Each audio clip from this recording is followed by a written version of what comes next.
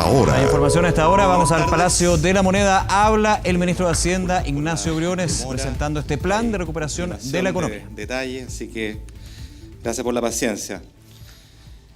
Queremos presentar como gobierno, como Ministerio de Hacienda, nuestra agenda de protección del empleo, la reactivación económica, reconstrucción y apoyo a las MIPYMES. Hemos conocido las cifras de actividad económica del mes de octubre. Los resultados, ustedes lo saben, son muy negativos y son preocupantes. El IMASEC anota una caída de 3,4%. Se trata de la mayor baja desde julio de 2009. Estimamos que las cifras de noviembre también serán negativas.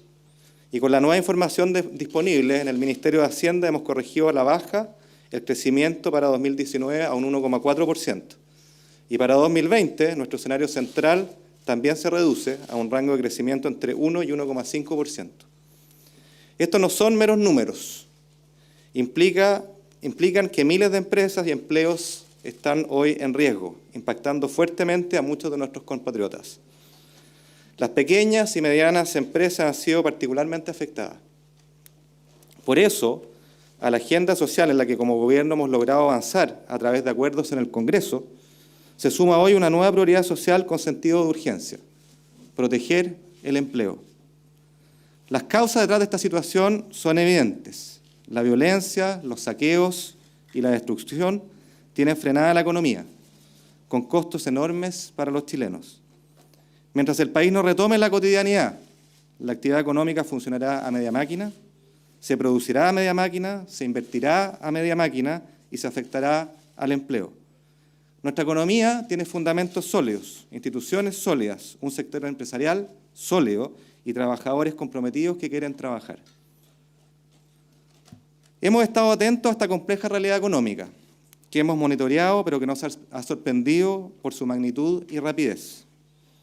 Enfrentar la compleja situación exige de la acción del Estado a través de una política fiscal expansiva para el año 2020, que se plasme en una agenda potente de protección del empleo, de reactivación económica, de reconstrucción y de apoyo a las pymes. Esta agenda que hoy anunciamos considera medidas por 5.500 millones de dólares. Este total se distribuye en un mayor gasto público en 2020 por 3.025 millones de dólares, medidas de apoyo a las MIPYMES por 1.950 millones de dólares y otras iniciativas por 525 millones de dólares. Todas estas medidas son mayoritariamente transitorias, enfocadas al año 2020 y concentradas en apoyar la creación de empleos de forma directa o indirecta, vía inversión pública, así como el apoyo a las empresas de menor tamaño. Estimamos que esta agenda generará 100.000 nuevos empleos el próximo año. Como cualquier hogar chileno que enfrenta una adversidad imprevista, recurriremos a nuestros ahorros y también a nuestra capacidad de endeudamiento, aunque conscientes de que ambos elementos tienen límites que no se pueden sobrepasar. Esto podemos hacerlo gracias a años de responsabilidad fiscal de todos los gobiernos. El nuevo escenario económico y el financiamiento de esta agenda modifica el compromiso de convergencia de balance estructural vigente, que contemplaba una reducción del déficit estructural a razón del 0,2% del PIB por año, hasta llegar a un 1% del PIB de déficit estructural en 2022. Para el próximo año, la meta será distinta. Será un déficit estructural de 3% del producto, el cual se reducirá a razón de 0,5 puntos del PIB por año, llegando a un 2% de déficit estructural en 2022. En este escenario, el gasto crecerá un 9,8% real en 2020, comparado con la ley de presupuesto del año 2019. Se trata del mayor incremento desde el año 2009. Por su parte, el déficit fiscal se elevará hasta 4,4% del producto el próximo año, cifra relativamente similar al déficit de 4,3% del PIB registrado en el año 2009. Ante este escenario, las necesidades de financiamiento para el próximo año se estiman en 16.600 millones de dólares. Ellas se financiarán con emisión de deuda por hasta 9.000 millones de dólares, según consta en la recientemente aprobada ley de presupuesto, 40% del cual será en moneda extranjera, y este monto será complementado con unos 7.600 millones que provendrán de los activos del Tesoro Público en moneda extranjera. Con esto, aproximadamente 11.000 millones del financiamiento necesario para el próximo año corresponderá a uso de activos en moneda extranjera o emisión de deuda en moneda extranjera. Considerando una combinación de deuda y activos como fuente de financiamiento para los próximos años y dado un compromiso de convergencia hacia el balance estructural en adelante, proyectamos que la deuda pública bruta como porcentaje del PIB tenderá a estabilizarse en torno a 38% hacia fines del 2024.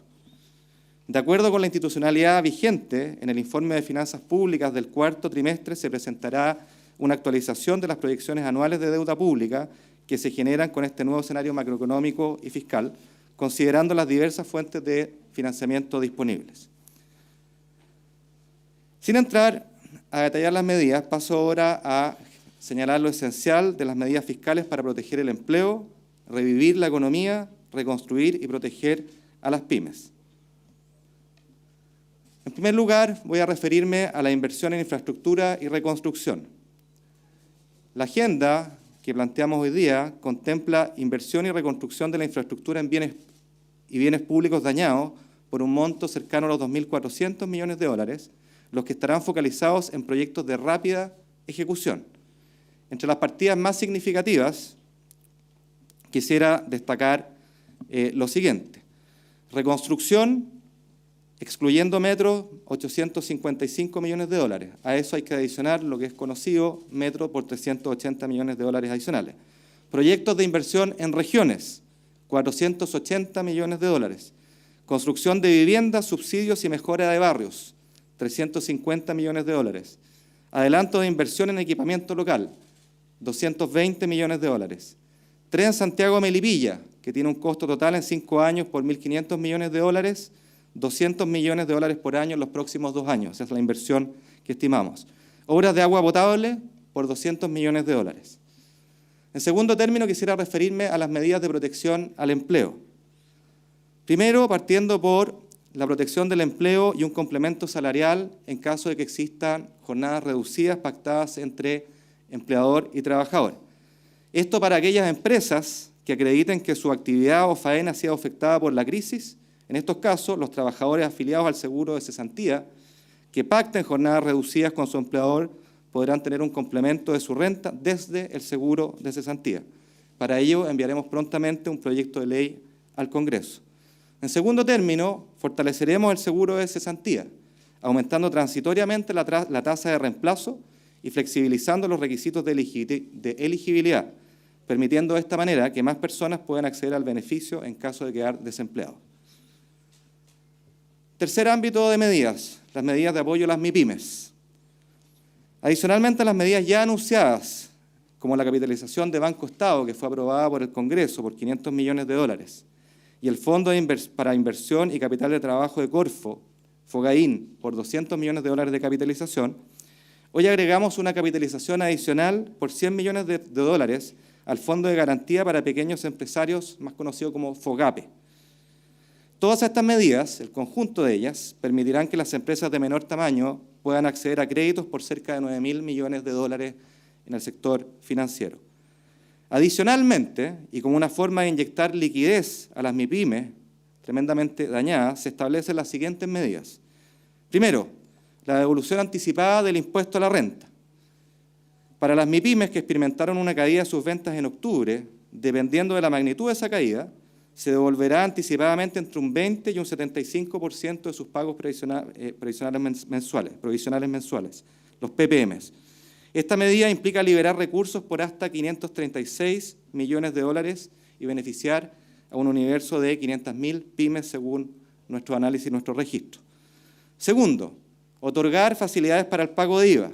Para el mismo universo de pymes al que me referí, se otorgarían facilidades para el pago de IVA de los meses de octubre, noviembre y diciembre de 2019, las que podrán ser pagadas en 12 cuotas con tasa de interés real cero y a partir de febrero del próximo año.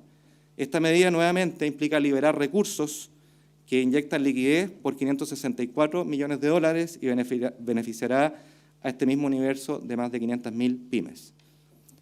Tercero, Crearemos un régimen especial de donaciones para pymes de forma transitoria. Por un periodo de 18 meses se creará un régimen especial de donaciones desde la sociedad civil y que favorecerá a las MIPYMES que sufrieron pérdidas materiales o bajas significativas en su productividad o ventas. Estas 3 medidas que acabo de señalar se ingresarán al Congreso esta semana con discusión inmediata. Por último, quisiera destacar una medida que el Ministerio de Hacienda viene trabajando de larga data, pero que me complace anunciar ahora porque llega en un momento preciso, que es el pago oportuno a proveedores del Gobierno central. ¿Qué quiere decir esto? Que el proceso de compra y pago del Estado será integralmente digital, asegurando el pago oportuno a los proveedores de servicios en el Estado, muchos de ellos pyme. El Estado, hay que decirlo, ha sido un mal pagador, pero ese abuso se termina ahora. Comenzaremos en enero con los servicios públicos de 3 ministerios y durante el año estaremos en condiciones de cubrir a todos los servicios públicos del Estado. Quisiera a continuación referirme a la agenda social. El nuevo y necesario foco en la protección del empleo, la reactivación y la reconstrucción que he mencionado, en caso alguno anulan la construcción de una agenda social exigente pero responsable para los próximos años. Queremos ser muy claros. La agenda social concentra el foco de nuestra hoja de ruta y los mayores esfuerzos permanentes de gasto ya anunciados gracias a importantes acuerdos logrados en el Congreso y que ustedes conocen. Sin embargo, es probable que muchas de estas medidas no sean bien conocidas por todos los chilenos y chilenas, en parte porque ellas se fueron dando a conocer por parcialidades de acuerdo con la coyuntura, sin una mirada de conjunto, error que asumimos. Por eso quisiera aprovechar esta oportunidad para resumirla, para destacar aquí su importancia. Primero, en materia de pensiones, a nivel del pilar solidario estaremos beneficiando a un universo de 1.600.000 adultos mayores que se dividen aproximadamente en 975.000 adultos mayores del aporte previsional solidario y 590.000 adultos mayores que reciben la pensión básica solidaria. En materia de pilar solidario, hemos propuesto y acordado en el Congreso el mayor incremento registrado en la pensión solidaria desde la creación de este pilar en 2008. Y este esfuerzo consiste en, primero, un aumento inmediato del 50% en pensiones del pilar solidario, la pensión básica solidaria, de los adultos mayores de 80 años. Segundo, un aumento del 30% en la pensión básica solidaria de los adultos mayores entre 75 y 79 años, alcanzando un aumento completo de 50% el año siguiente. Por último, un aumento inmediato del 25% de la pensión básica solidaria de los adultos mayores entre 65 y 75 años, que sube a 40% el año siguiente y completa un alza de 50% el año 2022, en enero del 2022. Por último, en línea con lo anterior, se establece un aumento de 50% de la APE+, que define los aportes del aporte previsional solidario. Segundo, siempre en pensiones, respecto al pilar contributivo y en una medida que beneficiará a cerca de 740.000 adultos mayores del pilar contributivo. Quisiera subrayar acá, porque esto es menos conocido, pese a estar contenido en el marco de entendimiento presupuestario logrado en el Congreso, que hemos reservado $800 millones para que una vez aprobada la reforma previsional del pilar contributivo, podamos aumentar de forma inmediata y en una proporción significativa las pensiones de los chilenos de clase media del pilar contributivo. Se trata de una transferencia transitoria por 2 años que permite acelerar la transición del componente solidario de pensiones una vez aprobada esta ley. Eso respecto a pensiones. Déjeme referirme al transporte del adulto mayor. Como es sabido, se ha acordado y se ha aprobado, incluida en el presupuesto de este año, una rebaja nacional a la mitad, es decir, un 50% en la tarifa del transporte para mayores de 65 años, medida que beneficia un universo de casi 2 millones de adultos mayores a lo largo de todo Chile. Ingreso mínimo. Como ustedes saben, en el Congreso se discute un proyecto de ingreso mínimo que plantea un ingreso mínimo garantizado de 350.000 pesos brutos, una medida que estimamos beneficiará a casi 500.000 personas. Se trata de una medida que entrega un subsidio directo al trabajador. lo recalco, al trabajador, sin discriminarlo por dónde trabaja y que es particularmente importante en el periodo económico adverso que enfrentamos. Queremos decir acá que manifestamos nuestra voluntad a conversar para mejorar el proyecto actual, de eso se trata, y de esta forma lograr su rápida aprobación en beneficio de miles de trabajadores y trabajadoras de Chile. Destacar además lo que se ha avanzado en materia de rebaja del precio de los medicamentos con el objetivo que disminuyan a los niveles de otros países. Hemos acordado reformas potentes en esta materia, en materia de medicamentos, un sector clave donde han existido abusos, particularmente afectando a los chilenos de menores recursos. Estos abusos, lo decimos con claridad, no tienen justificación y definitivamente no seguirán ocurriendo. Además de una serie de iniciativas contenidas en la Ley de Fármacos 2, en discusión en el Congreso, hemos acordado, y esta es una medida nueva en el Parlamento, que Senabast compre masivamente remedios a menor precio y pueda venderlos a cualquier persona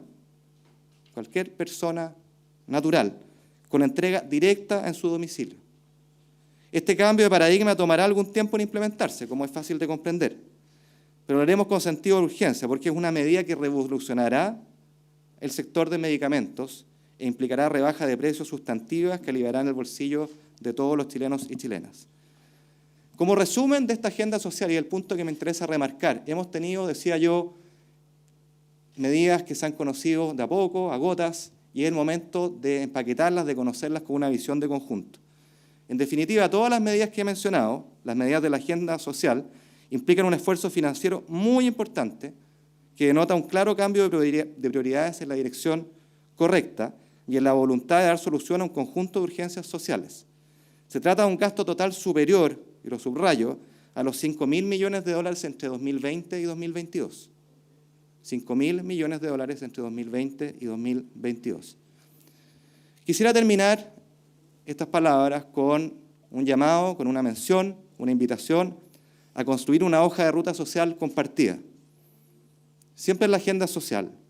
Durante muchos años nos fuimos capaces de ver y empatizar a cabalidad con sentidas demandas en materia de pensiones, transporte, salud, remedios, ingresos laborales mínimos, entre otros.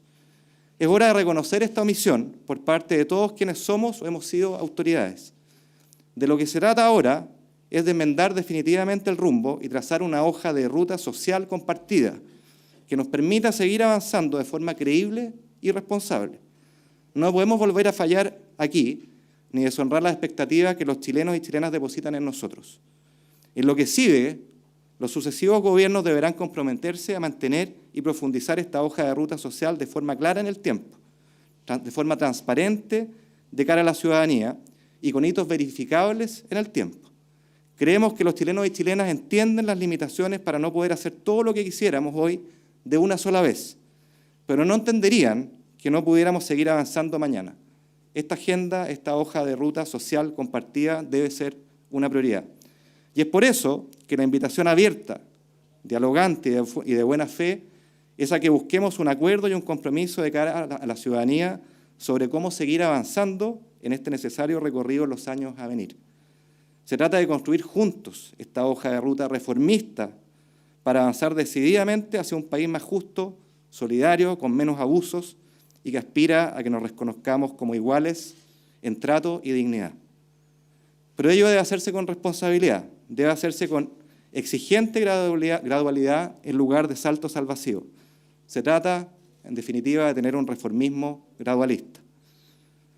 Pero para avanzar en esta dirección es vital también restablecer la senda de crecimiento, lo que a su vez requiere el compromiso de todos y todas de buscar un acuerdo que condene sin tapujos y ponga fin a la violencia y a los trastornos que hemos vivido.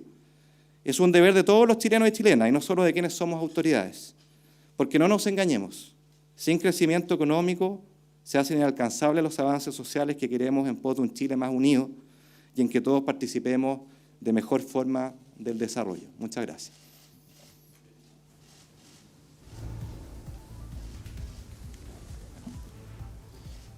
Muy buenas tardes.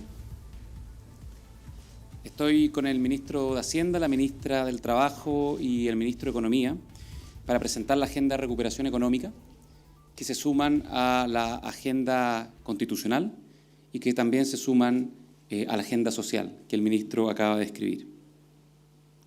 Pero ninguna de estas agendas va a poder desarrollarse efectivamente, ni van a poder materializarse de buena forma si no recuperamos el orden público. Nuestro país y nuestra economía exigen más que nunca el compromiso total y absoluto de todos los chilenos para recuperar el orden público. El enorme esfuerzo que estamos haciendo con todas estas agendas país, pierden sentido si no logramos aislar a los vándalos, a los saqueadores, a los narcos y a todos quienes están amenazando nuestra democracia, y para ello tenemos que hacer un compromiso para restablecer el orden público y la paz social al más breve plazo. El daño que se está causando a los chilenos no lo vamos a tolerar. Es un daño que hoy día perjudica a las pymes, a los trabajadores y a todos quienes quieren reformas, quieren cambios, pero los quieren con paz social. No vamos a permitir que un grupo violento y minoritario, que no tiene nada que ver con las legítimas aspiraciones que ha planteado la ciudadanía, intente dañar o amenazar los acuerdos que hemos alcanzado en la agenda social y en la agenda constitucional. Las policías están haciendo su mayor esfuerzo. Ese es el mandato que tienen en la Constitución, ese es el mandato que tienen en la ley y ese es el mandato que ha reforzado el gobierno. Pero necesitamos un rechazo categórico a la violencia, un rechazo categórico a la violencia. Aquí no caben las tibiezas y tiene que ser un rechazo de todos los sectores. Como ministro del Interior, quiero reiterar con firmeza y claridad que Carabineros cuenta y seguirá contando con el total respaldo para recuperar el orden público, usando todas las herramientas que la legalidad democrática le pone a disposición, todas las herramientas de la legalidad democrática para recuperar el orden público, para poner a disposición de la justicia a quienes rompen la ley, siguiendo los protocolos y, por supuesto, con apego irrestricto y total a los derechos humanos. Para ello, el Gobierno ha instruido una serie de medidas. A partir de hoy, se suman más de 2.000 nuevos efectivos para reforzar la dotación policial. Para eso adelantamos los egresos de las escuelas policiales. Además, estamos reformulando nuestro sistema de inteligencia y mejorando la coordinación entre la Fiscalía, Carabineros y la Policía de Investigaciones. Por otra parte, hemos dispuesto que Carabineros fortalezca la capacitación de las fuerzas especiales en estrategias antidisturbios y en derechos humanos, entre otras materias. Adicionalmente, estamos incorporando aceleradamente experiencias extranjeras exitosas en el manejo del orden público. El Gobierno seguirá haciendo uso de las facultades y herramientas que le concede la ley para enfrentar esta tarea. Pero necesitamos el apoyo de todos los actores políticos y de todos los actores sociales, de todas las instituciones y de todos los chilenos. Y agradecemos muy especialmente a quienes en los últimos días se han sumado a esta tarea, a esta cruzada, por restablecer el orden público y la paz social. Así como hemos avanzado en los acuerdos constitucional y social, necesitamos del Congreso con mucho compromiso para avanzar en las medidas legislativas que hoy son prioridad y que le van a dar más herramientas a los fiscales y a los carabineros para recuperar la seguridad ciudadana. Necesitamos que se apruebe cuanto antes, es urgente. Estamos muy apurados y contra el tiempo para que se apruebe el proyecto que endurece las penas contra quienes realicen barricadas, saqueos, desórdenes y utilicen capuchas para cometer delitos. Necesitamos también cuanto antes el proyecto que permite a las Fuerzas Armadas colaborar en la protección de la infraestructura crítica. Necesitamos que la Fiscalía investigue, que persiga y que aplique las máximas sanciones contra quienes hoy agreden nuestra democracia. Y necesitamos que los jueces apliquen con imparcialidad, pero con todo el rigor de la ley, la justicia sobre quienes están incurriendo en graves delitos. La ciudadanía también tiene un rol. Necesitamos la colaboración de cada uno de ustedes. Tenemos que condenar y rechazar con fuerza la violencia, las barricadas, los saqueos y la alteración del orden público, que, insisto, no tienen nada que ver con las manifestaciones pacíficas, legítimas, que nos han planteado distintas agendas en materia social y constitucional. Tenemos que confiar en nuestras instituciones. Les decimos a los ciudadanos, confíen en las instituciones y colaboren con las instituciones para recuperar el orden público. Son las instituciones de la democracia el único camino que tenemos para recuperar el orden público. hacer las denuncias a través de los canales existentes. Hoy día hay canales existentes de denuncia en la PDI, en Carabineros y, por cierto, en la Fiscalía, y colaborar con aquellos que están trabajando y mandatados por ley para restablecer el orden público. Para superar la crisis de los últimos 45 días y lograr las mejoras sociales que con justicia muchos demandan, necesitamos recuperar la paz, y la paz es un compromiso de todos. La violencia tiene que terminar. La violencia tiene que terminar. Y para eso usaremos todas las herramientas de la ley y del Estado de Derecho. Aunque tome tiempo, no va a haber impunidad. Aunque tome tiempo, no va a haber impunidad, y trabajaremos con toda la fuerza, con todas las instituciones, con todas las herramientas de la ley y la democracia para restablecer el orden público. Porque la violencia y la democracia no son compatibles. Porque la agenda social, la agenda constitucional y la agenda de recuperación económica que acaba de presentar el ministro de Hacienda requieren un compromiso firme y decidido de todos los demócratas con el orden público y con la paz social. Muchas gracias y muy buenas tardes.